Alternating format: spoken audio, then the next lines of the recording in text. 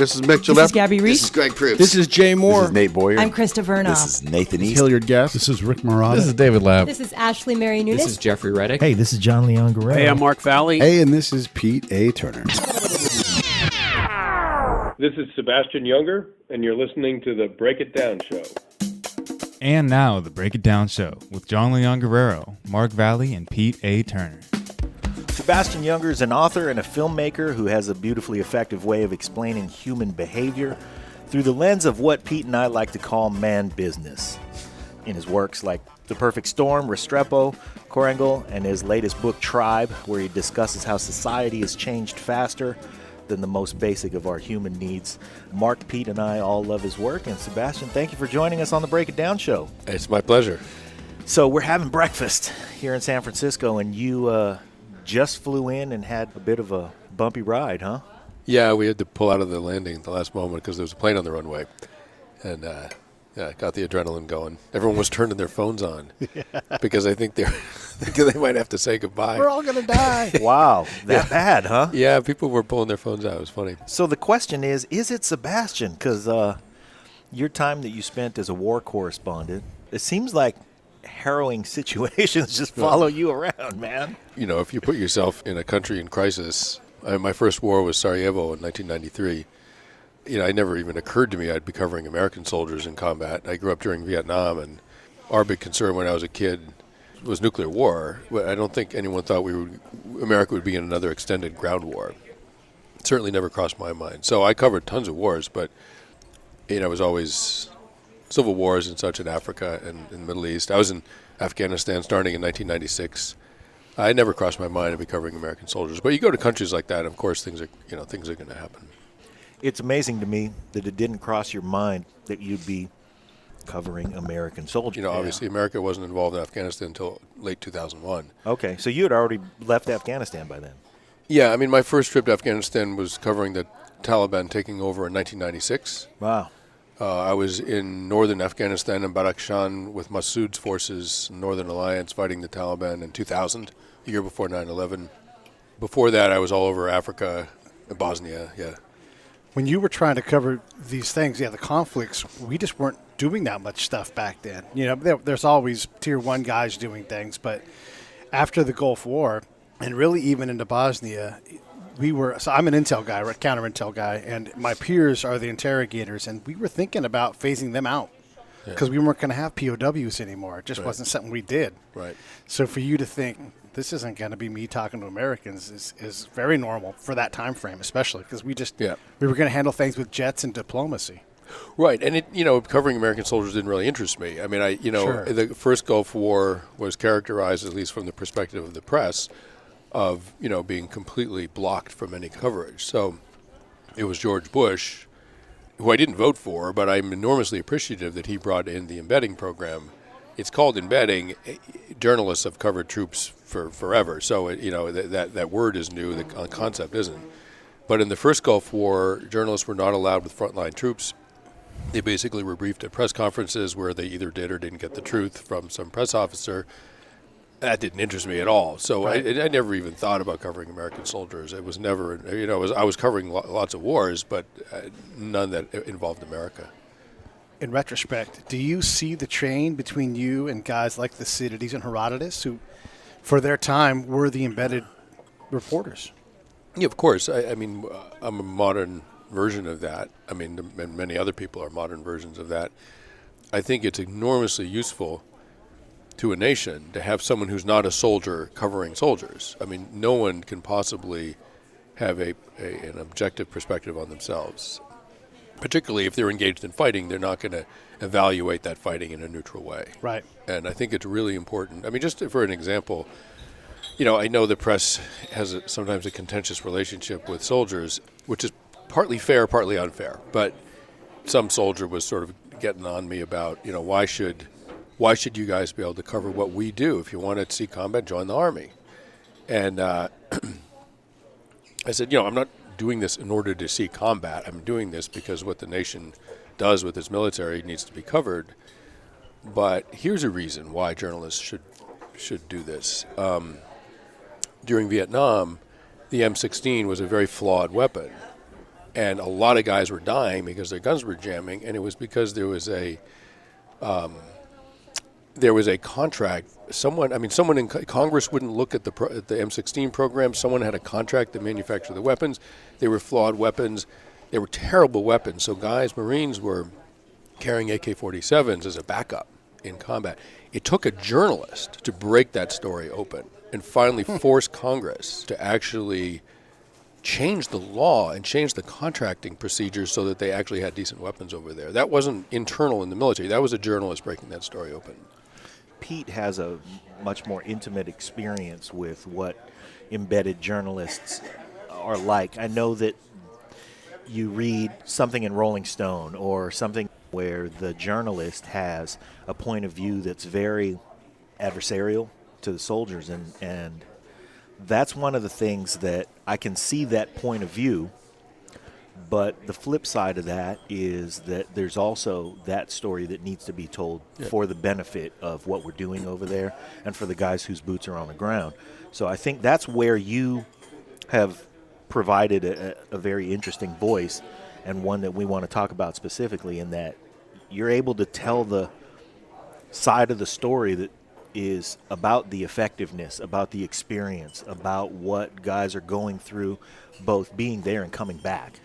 So in your new book, Tribe, which Pete and I both just devoured. Thank you. It's just written in a way that is easy to digest and relate to from so many points of view, but primarily from the point of view of a man's man. Pete and I have encounters just in the civilian world with guys who we go, man, I sure would take that guy a lot more seriously if he didn't look like I could just punch him in the chest. You know? But you have a voice that is respectful of masculinity, if I can say that.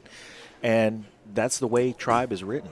Oh, thank you. I want to expand a little bit on what you were saying. So I've dealt with embedded reporters, and one of the problems is kind of the inverse of what you were saying, where internally in the military, I have the advantage of also have done what you've done, is worked with, not in a military unit. Right. And then I was a consultant, basically. And so I had to earn my way in. I had to justify my seat and all these things. But over time, they saw what I was able to bridge that gap. There's plenty of reporters that come, and their job is to tell a story. It doesn't have to be the right one. Yeah. And you read the story later, and you're like, what unit were they embedded with? I mean, I saw this person every day, ate chow with them, and they aren't there to tell the story. They're there to tell a specific thing that they catch on to. What's the difference? Well, I mean, journalism, one of the definitions of journalism is to professionally not have an opinion. One of the definitions. And it's an essential definition. Right. There are editorial journalists that we like, but... Of course. Everyone... Right. I mean, you can write your opinion and put it in print, and it's an opinion, and everything from Fox News to Pacifica Radio, whatever. Throw in your opinion into the mix. But you can't... Fox can't call some of that stuff journalism. It's just not. It's opinion. I'm sorry. Likewise on the left. So for me, what's extremely important... I mean, look, I didn't cover Iraq because I was against it. I was not against Afghanistan. I'd been to that country many times. I really cared about it. I cared about this country, 9/11. I thought, we could do a lot of good in Afghanistan. We could also protect America. I didn't see that happening in Iraq. I didn't see that we were protecting America, and I didn't see that we'd help Iraq. So I was so against it, and I so value neutrality, insist on neutrality in my reporting, that I didn't cover it because I didn't think I could be neutral. I thought I would wind up, even unconsciously, writing things that showed my bias. So I just stayed out of it. So it's extremely important that whatever your opinion is, as a journalist, you write something that's neutral and really evaluates the facts. Now, some facts are negative, and some people in the military will say, oh, my God, you slammed us. But, if you're getting slammed with reality, that's not getting slammed, right? Yeah. That's a wake-up call.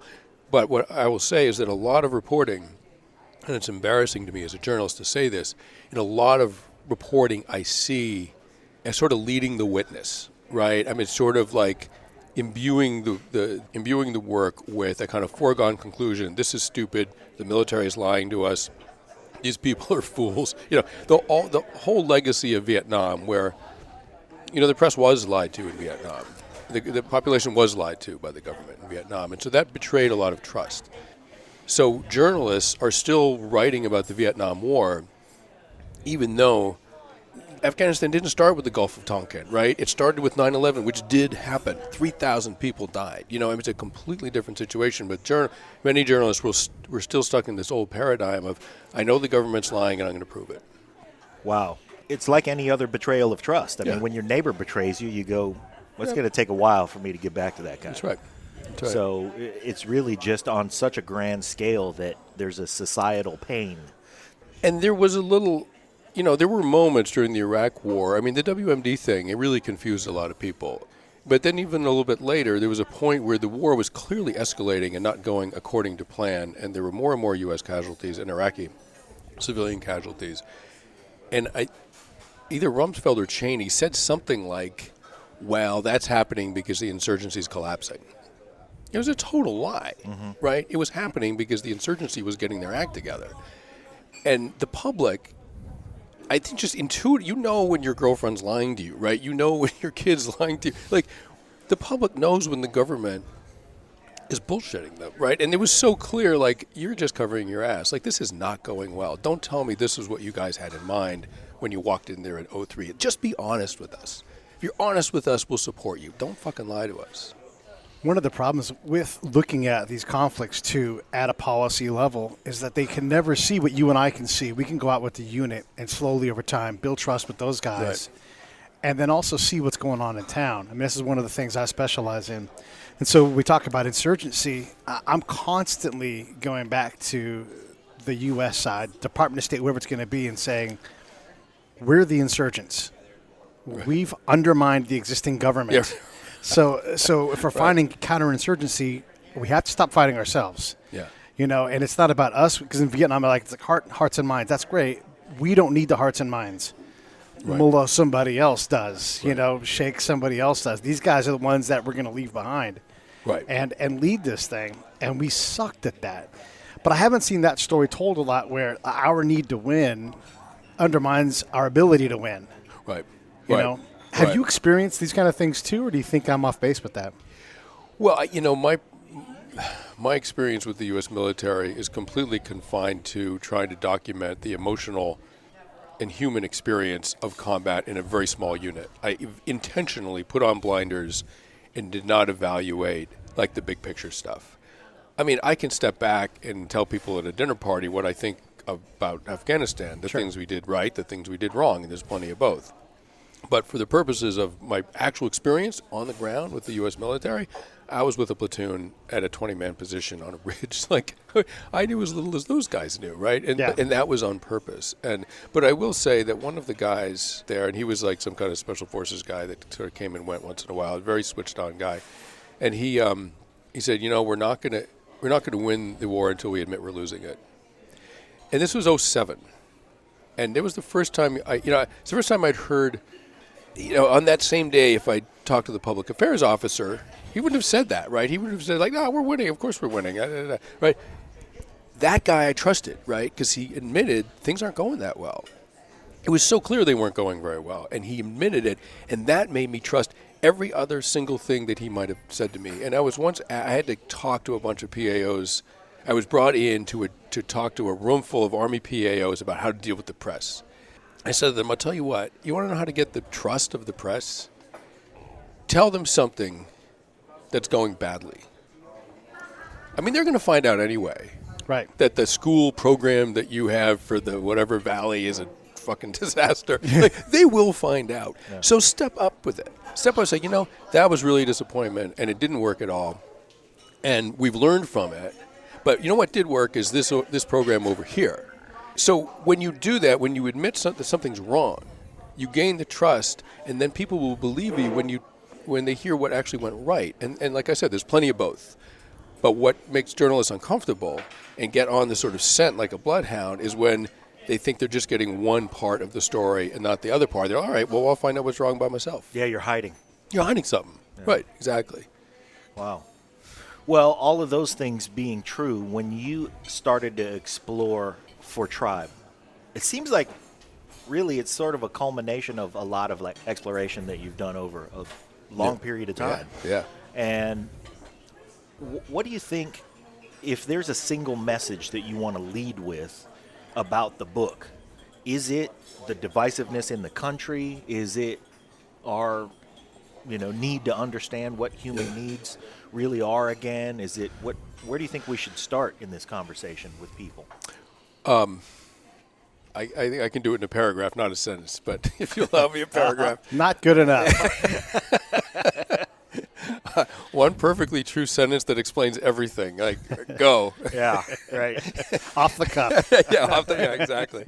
No, paragraph's great. What do you got? So, I'm an anthropologist. I see things through that lens. Humans are a social species. We evolved to live in groups of typically 30, 40, 50 people who were completely dependent upon each other for survival. The unity of the group meant that people survived. Disunity meant that they died. And so we're wired, particularly in a time of crisis or in combat, we're wired to affiliate with the people around us. And that happens in hurricanes, it happens in floods, it happens in earthquakes, it happens in war. And in those situations, the first thing that happens is this sort of radical egalitarianism. So there's no black, white, rich, poor. Those sort of societal distinctions stop being made. And what happens is people evaluate each other on the basis of how willing a person is to support and aid the group instead of just themselves. Yeah. Right? Your behavior right now. Your behavior right now for the group. Yeah. Right? And everyone knows the soldier that is just looking out for himself, and that guy's out of the platoon pretty quickly, right? Or the teammate or the neighbor. Exactly. Yeah. Right. I mean, I'm trying to cook it down to a scale that everybody who hasn't been through a flood or a major disaster, the little disasters that happen, and suddenly you got three neighbors who go, oh man, the gas main just whatever, and we all have to, let's look out for all of our families right now together. And that happened in Houston. I mean, the rescuers who flooded in there, it wasn't the government, it was local people. And Houston's happening in Puerto Rico. Right. And Houston's it's an American city. It's got racial and economic problems like every city does. No one was paying attention to that stuff. They were just helping each other, right? Yeah. And one of the ways that this society reaffirms our sort of necessary myths. We're not a tribal society, but we do have Hollywood. We have movies. And one of the things, that functions as a kind of myth-telling device, right? So if you watch a disaster movie, invariably there's the guy who acts selfishly. Yeah. And I actually interviewed a consultant that does evaluations for Hollywood films about characters and plots and stuff like that. And what he told me is that in every disaster movie, if a community's facing a crisis, invariably there's the selfish guy who's just looking out for himself and he dies. And then there's the guy. Ooh, and we love it. Yeah, and we love it, right? Yeah, and then there's the guy. The other character, beloved character in these kinds of films, are the person who puts his own safety last, puts the group first. And apparently there's also a very common character, it's just amusing. There's the estranged husband who's been cast out by the upset wife, who the crisis provides that guy with the opportunity to come back and make redeem good, himself. and redeem himself, and she accepts him back. It's a really classic storyline in these movies. But I wanted to take 90 seconds to mention our sponsor, WeFixYourScript.com. WeFixYourScript.com is a place where screenwriters can send their independent scripts to get analyzed and to see if you match up to the things that we're talking about here, the universal elements of the story that touch the way that we're all wired. If you've ever thought about writing a script, and we always think people should create, it's one of the things we talk about in this show, Sebastian, is do something. Put your hands on some keys, grab a microphone and sing, paint something, Ass write and chair something. time. Yeah, get to work on creating everything. If your life is unhappy, start creating and see where it goes. So if you feel like writing a screenplay is your thing, hey, if nothing else, reach out and talk to me. I'm glad to talk to you about it. I'll get you in contact with Jeff. Jeff will give you 15 minutes of his time as a consult free up front. WeFixYourScript.com is the place to go. Stories have a hero, of course. Stories have a villain, of course. But there are the elements of the story itself that we all have to relate to really drive that story home. WeFixYourScript.com is a place where you can go. It's a resource that happens online that allows you to get your story analyzed for those elements, for your ability to communicate those elements, for your ability to be punchy about those elements. I'm going to do it in the fall. Well, it's the fall now, but I guess in about 6 weeks, I'm going to start. Go get that 15-minute free consultation with Jeff. He'll punch you up.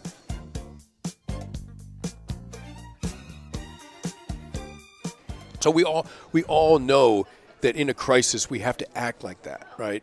And the problem with modern society is that in some ways it's not hard enough. It's very stable, it's very peaceful, and we don't have a reason to act communally. The more stress a society is under, the more communally people have to act to get by. When you take American kids and turn them into soldiers and put them in a war zone, all of a sudden, whether they're in combat or at a rear base, it doesn't matter. They're functioning in a communal, tribal way. We're wired for that. They like it. We're wired to like it. And then you take them and you put them back in American society, and you don't even have to have been shot at once to be traumatized by that transition. A lot of what's called PTSD, I mean, people who weren't shot at feel that they have it. And what they really have, I think, is a depression based on that transition. 1/4 of Peace Corps volunteers, when they transition back to the U.S., wind up in a deep depression. So that's a component of PTSD. Remember that Peace Corps slogan, which was, "It's the toughest job you'll ever love." And then they'd show the people digging a ditch in the horrible conditions, and everything's muddy and everything's, but you look up and the guy looks up at the camera and he smiles, and we all can relate to that. Yeah. And we are, like you said, we're wired for it. We're so wired for it that the stories that make us fulfilled include those components. Yeah. How do we get so far away from them in our life, in our practical life? And the funny thing is, to me, that I introduced you and didn't use the word anthropologist. And I really should have, because at the core of all the other artistic things that you do, because you work in several different media, the core of it is your study of the human experience. Yeah, absolutely. I mean, I got a BA in anthropology in 1984, so you better use it. Yeah, that's right. So it was a while ago, but it is how I see people. It is how I see the world. Mm-hmm. I want to ask you to put your anthropologist hat on, then, because that's sort of the work that I did as well. And a lot of times, I want to interject something, Pete. Please. Anthropologist and boxer. Yeah. Because that's what attracts us to your work. I mean, there are a lot of anthropologists out there who tell a story, but you tell the story from the perspective of, man, I'm a dude, and every once in a while somebody's going to wise up and they're going to get punched in the face. And hopefully you don't have to actually punch somebody in the face, but we appreciate the masculine voice that says, yeah, I'm capable of this. Don't push, because that's the other thing we're wired for. At least Pete and I and Mark are wired for it. Like, don't. Here's the line. Don't cross this line. Yeah, and I'll walk across that line, and that willingness, that means you've been punched in the face. Yep. And if you kick my ass, you wouldn't be the first guy. No. But I'll still walk across this line. Right. There is a line there. And I wanted to ask, from your anthropologist perspective, one of the things I've noticed as I do the same things, I'm always trying to give my commanders, the State Department people, a different lens, a different perspective. Right. Gather perspective. And when we go and we insert as a tribe into an area, one, our guys just aren't trained for the kind of work that they're going to do. When there's an active fight, they're prepared for that, but there's also a whole lot of not fighting that happens. Yeah. And so the communities external to the Americans, they're doing what we're talking about. They're closer. They have to survive by relying on one another. And when someone stands out, that becomes a threat, and that person really doesn't stand out. They get in line. And when we go to solve these problems, it seems that we lose perspective of, look, they're better at instability than we are. They're better at surviving. Right. I'm just curious about your thoughts on that. Like, how do we get better at teaching ourselves the reverse angle where we look back and go, oh, God, we've got ice cream and air conditioning and electricity, and we're trying to relate to people that are trying to survive. Yeah, I mean, the human species evolved in a very tough environment where survival was not a given. And there was a lot of hardship, scarcity of food, a lot of danger from predators, from other humans. That's what life, in evolutionary terms, that's what life is supposed to be. So this sort of peace and stability that we have, and it's wonderful, right? I mean, that allows us to do things like walk on the moon and write write novels and music and what I mean, culture and Right. philosophy. I mean, no one's arguing that what's happened is entirely negative. Of course, most of it is amazing, but it does put us in a situation that's far outside of our evolutionary past. And for a lot of the developing world, frankly, they don't have that stability and peace of mind, the material wealth. One study that I looked at compared depression rates in North America to Nigeria, which is an extremely troubled, violent, chaotic, developing country, and I've worked there. It's quite a place. The highest rates of depression were women in urban areas in North America, which was the richest, the wealthiest group that was studied. The people with the lowest rates of depression were women in rural Nigeria. So there's something about that kind of tough communalism that, however hard it is, buffers people from things like depression and suicide. I read another study that correlated wealth with PTSD rates. So the wealthier the society, the greater the number of people that will have trauma, long-term trauma. The poorer the society, the lower the number. And I know just anecdotally, if you ask like Kurdish Peshmerga forces, Afghan fighters, Iraqi fighters, you talk to them about PTSD and they look at you like you're crazy. Like, what are you talking about? Right. I have to ask you the fair academic question. Have they invented depression and PTSD in Nigeria or Bali? Well, the way they evaluated this, there's a standard questionnaire that psychologists will give that they can ask anyone. And the answers to those questions indicate whether you are prone to depression or have depression or not. So if you ask a Nigerian, have you ever thought about committing suicide? If they say yes, that's an indicator of depression. Or American or someone from any nationality. If you're thinking of killing yourself, like that's an indicator, and it doesn't matter where you're from. So this isn't that people who have turned themselves into a rural health clinic saying, I'm depressed, I'm mad at my mother, whatever. These are people who have gone. This is based on surveys by mental health professionals. Right. Yeah, legitimate academic work. By the way, we're talking to Sebastian Junger, who you can find on all the big social media, but at Sebastian Junger on Twitter, and he's the author of Perfect Storm. He made the movie Restrepo. If I did the whole list again, we'd be here all day, but just wanted to touch base with everybody, let you know we're talking to an incredible dude.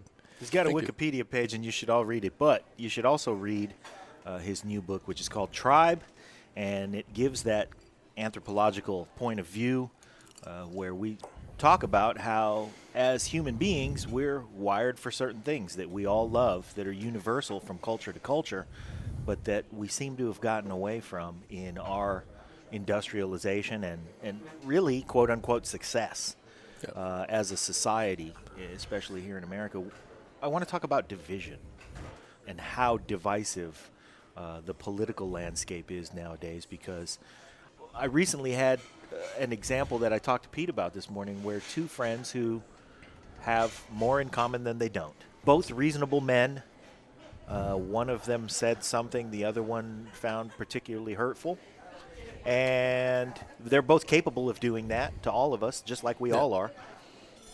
One thing that we don't take into consideration as we have these short-term arguments that piss us off is somebody could be having a bad day and say something that makes you mad, or you could be having a bad day and you could perceive something that makes you madder than you really ought to be, and suddenly we're turning on each other. What can we do on a day-to-day basis to start to fix this fucked up landscape? I mean, honestly, I think it comes from the top. I think the rhetoric coming out of politicians and out of some media figures is intentionally divisive. I mean, and creating a sub-tribe that is your base, and both Democrats and Republicans do this, so I'm not, I didn't vote for Donald Trump, and I'm not picking on him right now. He certainly exemplifies what I'm talking about, but so do some Democrats.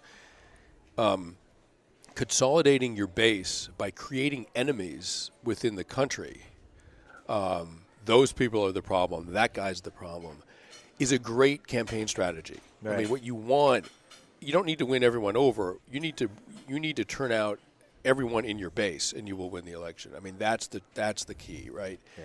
And so one way, and psychologists will tell you this, one way to rally people in a group is to tell them that they have an enemy. As soon as a group, a sort of diffuse group that's not organized and not focused on each other, As soon as they think they have an enemy, they are together in lockstep. And so that's what politicians do. And what they're really doing is trading the political, social unity of the country for their own personal political gain. And so it starts at the top. When Democrats say, he's not my president, I mean, I'm a Democrat, right? But I hate that. You are wrong, man. You live in a democracy. He got elected. He is your fucking president. And we better hope he succeeds at running the country and that's right. Uniting us and all those things. It doesn't mean you got to like him. No. But he is your president. Right. And, likewise, like Trump, him, claiming that Obama wasn't an American citizen, it's almost criminal. And we have free speech, right? I mean, criminal in a metaphorically criminal in the sense that it really undermines the unity of this country, the confidence that we all have in the chain of command, and ultimately, why would soldiers obey an order coming from the commander-in-chief if he's an imposter? Like, right. Why would you say that? Yeah. Right? You say it so you can get elected, right? Right. So we have free speech. It's one of the most precious rights that we have. I think people are free to utter any kind of stupidity, even something like that, no problem. But what we don't have to allow is for the offending political party, in Donald Trump's case it would be the GOP, for the offending political party to remain silent. So when a politician makes a statement that severely damages our national unity, that political party, in Trump's case it would be the GOP, should immediately come forward and say, we repudiate that. That's nonsense. It's the responsibility of the party.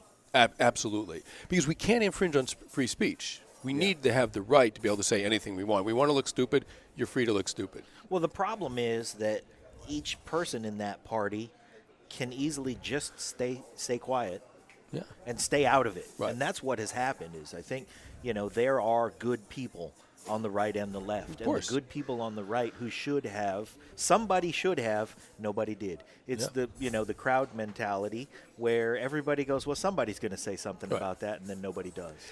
And when you have very powerful people saying things like that, it trickles down, right? And so we all hear that. I mean, basically mom and dad are screaming at each other. We can hear it through the bedroom wall. Like, do we still have a family? I mean, it feels sort of like that, right? And so I feel like if we want to reunify this country, we need to. Al-Qaeda's not a existential threat to America, right? I mean, they're not a threat to our democracy, right? I mean, we gave ourselves democracy. Only we can destroy our own democracy. Al-Qaeda can't do that. Yeah. I mean, soldiers are fighting to protect the country. Sure. Our freedom was given to ourselves by us. Only we can take away our freedom. Al-Qaeda can't do that. And we might. And what we need in Washington is a deliberate, proactive ethos, where, like an organized way, where if someone in a very powerful position says something not critical of someone else, not debating, but that undermines the idea that we are a country in some essential way, like that needs to be rebuked by that person's political party. I mean, we really need to do that. And if that happens, I think the populace, the children in the house, as it were, can sort of breathe a sigh of relief. Like, okay, mom and dad are going to argue, but at least we know they're not splitting up. And right now it doesn't feel like we know that. Can we get there sometime really soon? Do you think it's going to take a long time for us to get there? I spoke to some veterans the other day, and I was talking about exactly this. And I said, veterans have this enormous moral authority because you sacrifice for this country. And if veterans, liberal and conservative alike, I don't care. This has nothing to do with liberality and conservative, right? I mean, there's nothing to do with that. This is our idea of the country and what veterans fought for and soldiers fight for. If veterans demanded that Washington reform that kind of rhetoric and that the two parties penalize that kind of rhetoric from within their own party by repudiating it, if veterans demanded that, politicians would do it. And I would love, what I said to these guys is, like, men and women, I said, look, the country needed you before to fight these wars. They need you even more now at home, because the real threat to this country isn't in Afghanistan. The real threat to this country is this country, and you guys have to get it in front of this. Pete, will you address that right after I say this? Aside from the message of, hey, we all ought to love each other and we need more love here and everywhere, I think there's no more important message that we should trumpet besides that one right there, which is that we need our leaders to step up and figure out how mom and dad can stop fighting. Yeah. Because we can still say, well, mom is going to be mom, and she's going to love us and nurture us and be soft with us, and dad's going to be dad, and he's going to be firm and the disciplinarian, and I probably like dad a little more than I like mom, and you probably like mom a little more than you like dad, and that's okay, everybody. Yeah. Shit. Right. Pete, what do you think about the veteran movement? Can that be marshaled? Yeah, I mean, veterans in general lean to the right. If you go to a chow hall, it's got Fox News on it. So there is an element to that kind of can sway things. But I think in general, those of us that have been outside the wire and actually been to Afghanistan, actually been inside Iraq and seen it, understand what conflict looks like. And if we all just chilled the fuck out for a few minutes, we all realize just how sweet we have it here, that might start to help. Like, we're desperate to solve these problems. But these are problems the Greeks were desperate to solve. These are really complex problems. Right. So I think I always try to lend perspective. You know, whenever I write anything on Facebook or Quora or wherever it is, I'm always trying to say there's millions, tens of millions of people that don't want anybody to fuck with the Second Amendment. And they get to say that. It's a right. It's the second one they wrote in the Bill of Rights.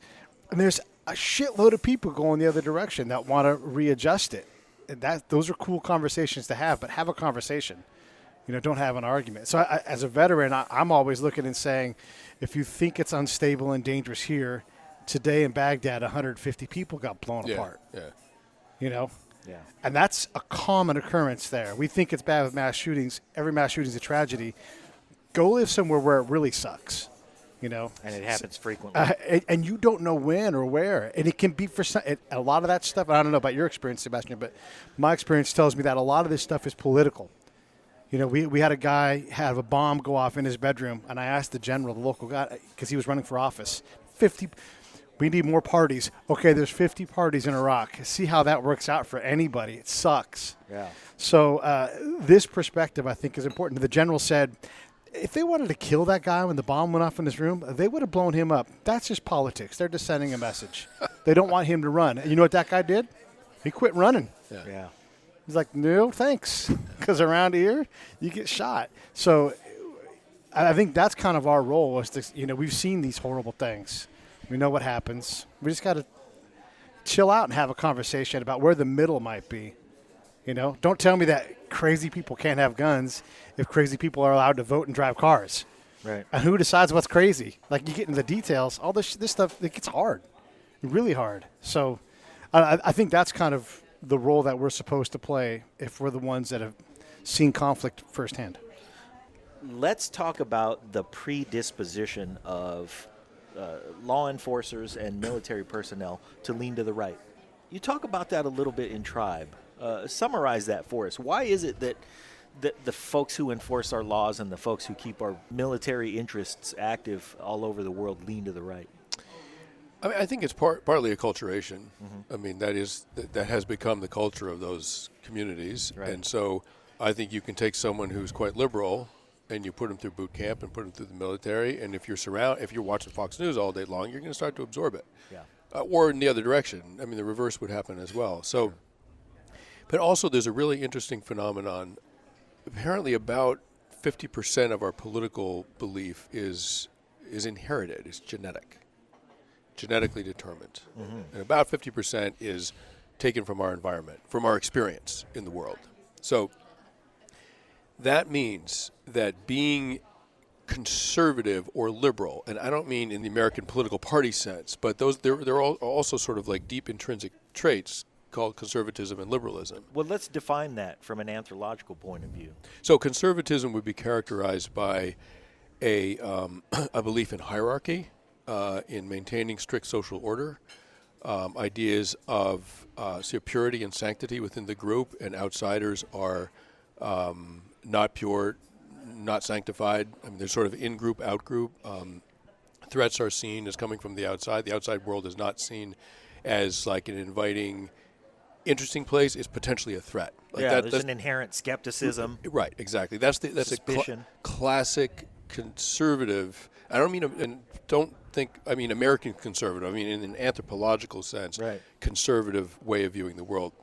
The liberal way of viewing the world, and again, in the anthropological sense, is that new experiences have more good to offer than they are a threat. Right. The outsiders bring in new information, trade goods, fresh genetics from a different population group. These are all good things to have things flowing into your society, and there's more benefit from that than there is threat from it. Very entrenched ideas of sort of social equality and fairness and taking care of the vulnerable, that we all should pool our resources to make sure that no one's left behind. I mean, those are sort of classic liberal concerns. So apparently, and they know this from twin studies, so they'll look at identical twins, and as they go through their lives, they have a much higher concordance of political belief than fraternal twins who don't share the same DNA, only some DNA. So from those genetic tests, they can tell that about 50% of political belief is genetically determined, it's inherited, it's part of our evolution.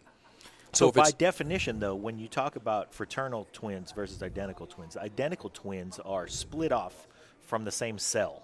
Right. So they have the same DNA. You're talking about two of the same.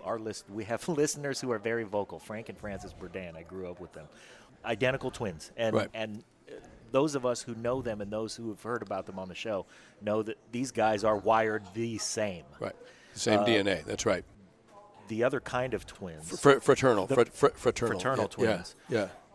Just happen to be two babies who developed in the same right. uterus. Right. So they're the same. But so they're brother and sister. They right. share that level of DNA, right. but they are two different individuals. They didn't split from the same cell. Exactly. And identical twins are far more likely to share the same political belief than fraternal twins, which means that part of it's genetic.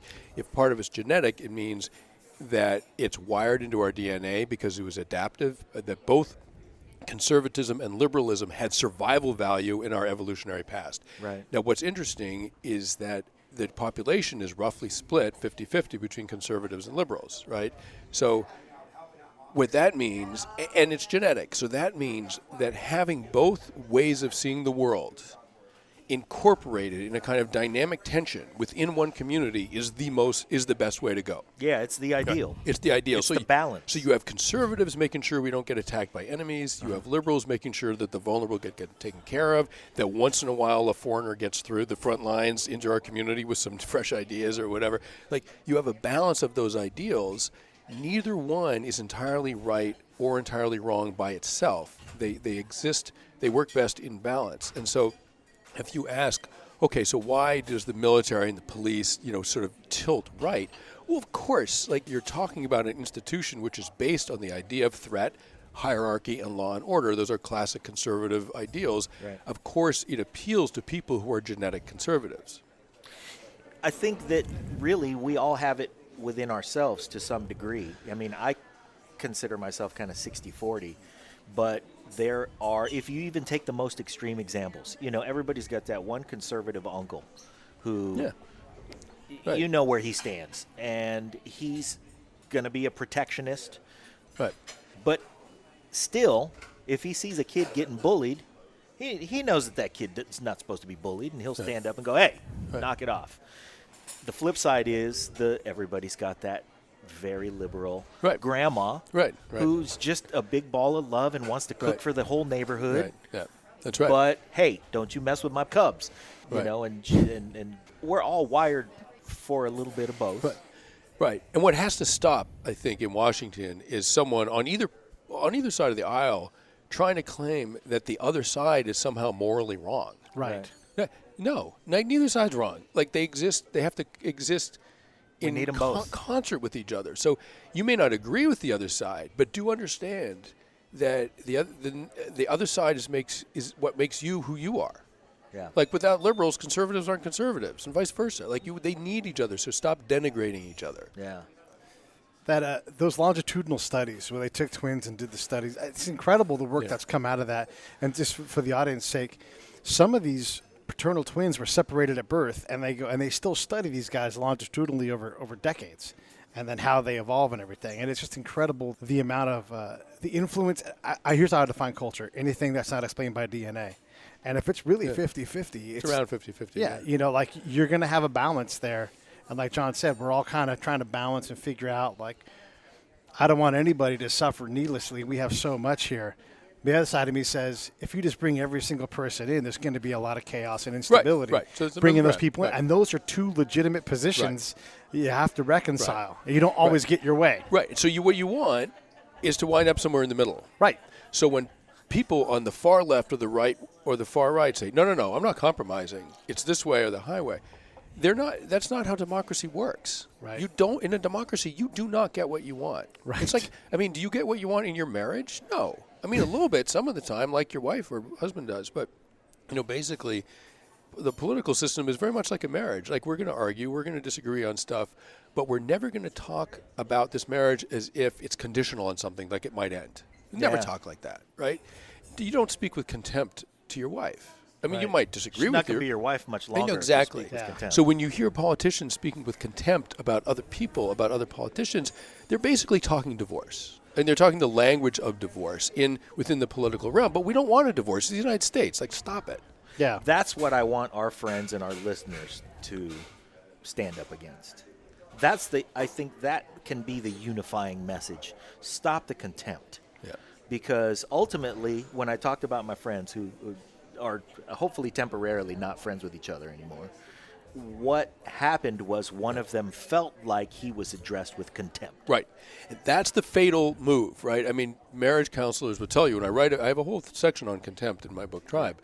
Marriage counselors would tell you when couples who come in for counseling, when they talk with contempt about each other, that's how you know that the marriage is going to end.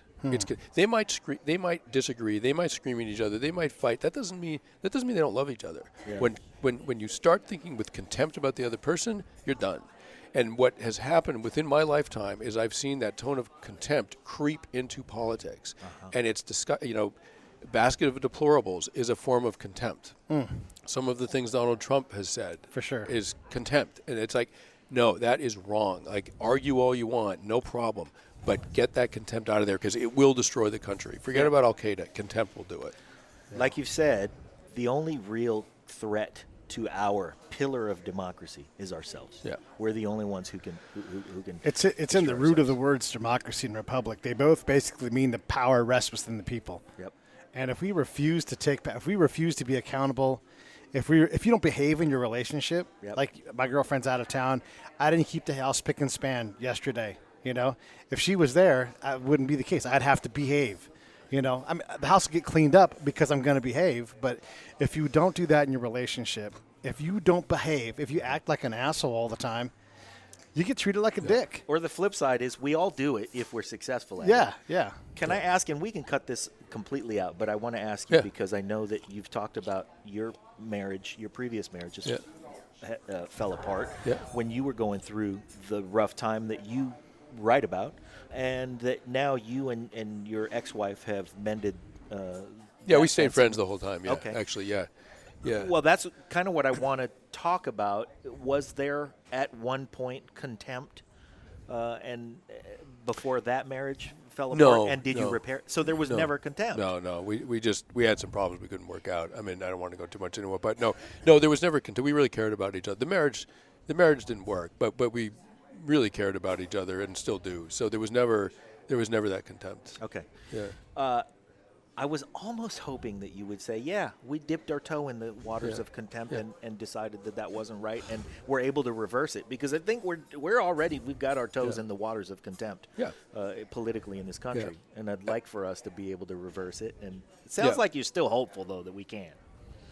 I am hopeful, but people have to understand that it'll get solved when people understand the threat that it is. Yeah, it starts with the admission, just like that's right. Your friend would. Yeah, and if it's just a sort of rough form of politics, like this is just how it's done now, it will destroy the country. The country will fall apart. Literally, it will break apart. Maybe not in our lifetimes, but if that is the nature of, the divisions, the racial, economic, the gap between rich and poor, to the richest 1% and the poorest 20%, all those things those lines are going in the wrong direction, right? The gaps are widening. And if you add contempt to that and you institute that as a way of governing, doing business, it will go the route that any marriage goes, which is it's going to end. Wow. I don't want to end on that note, so let's turn it around and figure out the fix. And I know that we're not going to figure out a magic recipe for the fix, but I know that we can figure out some ways to get started. One thing I will suggest is everybody who's feeling like you're disconnected and you're mad at some segment of the population, how about volunteer for something? Just get involved with the folks around you and go feed people at a church that's doing a Thanksgiving dinner. Dr. Rich would say in democracy, one of the 3 things you have to do is participate. You have to participate. So find a way to participate, and don't participate in a contemptful way. Right. Participate in a way that's outside of all of that stuff. Participate in a way that's fruitful and helpful. Yeah. So I think one of those ways is to volunteer for some organization. Maybe it's your church, maybe it's your community center, maybe it's your something, so that we can get back to some local tribalism and start to see the world through that lens, so we can see the larger world, our country, through that lens. Yep. Any suggestions, any other suggestions? Pete, Sebastian, either of you? Well, Dr. Rich also said educate and tolerate. Educate and tolerate. So, and listen, I keep saying this, and I'm just going to keep saying it. Synonym for intolerance is bigotry. So if you're intolerant, you're a bigot. I mean, that's flat out, and we are all bigots. So work on going, I have to stop, slow down, and tolerate some of this stuff. So you can't find middle ground if you cannot tolerate. Doesn't mean you accept what the thing is, but you have to be willing to say, this is my friend. We don't have to agree on everything. Let's find a place where we do agree and start to tolerate each other just a little bit. I think we need to take stigma away from words. You know, I think that's one of the things, too. Racism is a bad word. To be a racist has such a negative connotation. I, though, consider myself a racist. I just happen to, when I see some race, I get interested, I get curious, and I want to see the good in somebody because of that. And I hope that doesn't make me a bad person. But when I see something going on. Last night I was at a party for my new soon-to-be daughter-in-law, and her family is Mexican. And I walked into her house, and it's a Mexican house, and I was in love. The food smelled good. The brothers were giving each other a hard time. The sisters were doing each other's hair, and I loved it. I love when I walk into Pete and I sometimes will find ourselves in a black bar that serves deep-fried stuff. Yeah. And we love that. Yeah. And, and sometimes we look over in the corner and see a bandstand, and we hope it's going to get funky in there. So, I think that as we recognize race, let's start to recognize the contributions of each other's groups as, hey, these folks can bring us something good that I don't get a whole lot of. Go do something like that. When you go into a cross-cultural situation, when you immerse yourself in a different culture, it's supposed to feel weird and uncomfortable. That means you're doing it. That means you're doing it. Yeah. That's right. And what you have to do as a responsible adult who behaves and is not focused on contempt is you have to slow down and say, this is supposed to be uncomfortable. Yeah. And it's on me to figure out how to find the parallels. Find the parallels. Quit finding the intersects so much. Quit complaining. And give each other a minute. I want to give you the last word, Sebastian, for sure. But will you indulge a perfect storm question? Sure. Okay, great. So I read this book years and years and years ago, but I wanted you to know that I really love the science aspect of the story. The story is great. And sometimes when I think about people that say, just do it, just go for it, I think it doesn't always work out. Yeah, right. Sometimes you're on the Andrea Gale, but you still take the chance. It's hilarious, right? Like, just do it, except for that dude. Except for that. Yeah. I wanted to let you know, one of the things that shaped a lot of my thinking when I went abroad is as a storm starts, 5-mile-an-hour wind on a flat surface of water starts to create waves, and that creates energy, and things grow from there. And I looked at a lot of the things that we do, and it's like it's funny, your contempt towards this partner of yours, on your face, you see it, you're creating ripples that continue to have an effect 4, 5, 6 deployments later for you and for that person. And so your work has mattered significantly to me in helping me to understand what ripples were before they became huge troughs and waves and everything. So thank you for that. Thank you for coming on. I appreciate you. Oh, listen, I really enjoyed it. Yeah, absolutely. Well, I think every piece of your work has done that in some way, and I'm glad you explained it that way, Pete. But I want to also give you the last word, I promise. But to our listeners out there, listen, I loved Tribe. Read it or get the audiobook because you read the audiobook. I do, right? yeah. So you'll hear it in Sebastian's voice or you'll read it in Sebastian's voice, and it's a voice that I think our demo resonates with for sure. So I'll ask you this, as we're rounding third here, what is it you think we ought to do as, the masculine segment of society? We do have dudes who don't wear a small. We do have female listeners, but our female listeners appreciate us for our masculinity. What do you think we ought to do? Are you still boxing? Yeah. Oh, okay. I started a few years ago. Yeah. And I was a pretty big athlete in college. I was a distance runner, ran marathons and stuff. I was pretty fast. And I ran my whole life. And then at 50, I started boxing. At 50, you started boxing. Yeah. Well, if you're going to rewind, you were a not much more than 4-minute mile runner. I ran 4:12. Holy shit. That's scooting. Yeah. 2:21 marathon. Wow. That's also scooting. That is getting it done. Yeah. Yeah, and then I started boxing, and I mean, listen, there's nothing harder than a 4:12 mile, or whatever. I mean, that's brutal. But it turns out boxing is harder. I mean, just as an athletic experience, I couldn't believe. I thought I knew everything about oxygen debt and sort of physical annihilation. I mean, you see Olympic runners at the end of a 5,000, 10,000 meter race, like they're on the ground. Yeah. And a lot of them. And boy, boxing, particularly sparring, was just like so off the chart hard. Like I really couldn't believe it. But it's been great for me. Really good for me. Okay. But, I mean, to your question, I think people are living the most fully and the most meaningfully and ultimately are their happiest when they use their energy, their lives, their power to help their community and to protect the vulnerable. Like humans are wired for many things, but one of the things they're wired for is to make sure that the most vulnerable in society are protected. That means children, that means poor people, whatever it may be. Like within your community, if you, as a man or a woman, men and women do the same thing in very different ways, typically. So in this case, gender doesn't even matter. It's just men do it in a slightly different way. Your purpose in the world is to make the lives of other people a little bit easier, a little safer.